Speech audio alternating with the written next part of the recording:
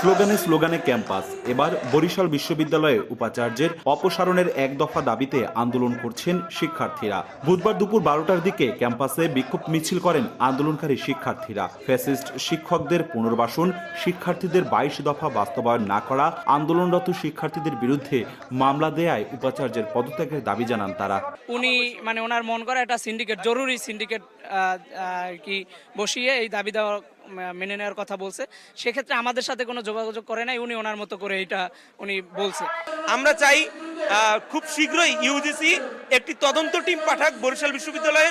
বরিশাল বিশ্ববিদ্যালয়ের শিক্ষার্থীরা কেমন ভিসি চায় তেমন একজন ভিসি বরিশাল বিশ্ববিদ্যালয়ে দেওয়া হোক। দুপুর 2টার দিকে উপাচার্যের বাসভবনের ভেতরে থাকা কর্মচারী নিরাপত্তা কর্মীদের বের করে দিয়ে প্রধান ফটকে তালা ঝুলিয়ে দেন আন্দোলনকারী শিক্ষার্থীরা। একই সঙ্গে বিদ্যুৎ ও পানির লাইনও কেটে দেওয়ার কথা জানান তারা। ভিসি যেহেতু ক্যাম্পাসে থাকে না, শিক্ষার্থীদের সঙ্গে দেখা করতে পারে না, ফলে শুধু এই উপাচার্যের কার্যালয় কাম বাসভবন এটাকে আমরা মনে করি যেটা একটা পরিত্যক্ত ভবন হিসেবে উনি আসলে ঘোষণা করেই ফেলেছেন।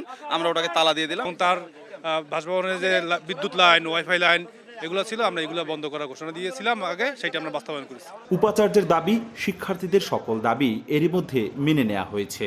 প্রভৃতি ট্রেজারার, শিক্ষা সচিব মহোদয় সবাই মিলে গুরুত্ব বিবেচনা করে যেগুলো দাবি শিক্ষার্থীদের প্রত্যেকটা সমাধান করা হয়েছে। বিষয়গুলো সম্পর্কে সবসময় তাদের সাথে আলোচনাও হয়। এর আগে মঙ্গলবার কফিন মিছিল নিয়ে প্রশাসনিক সকল দফতরে তালা ঝুলিয়ে দেন আন্দোলনকারী শিক্ষার্থীরা। অপূর্ব অপু, সময় সংবাদ, বরিশাল।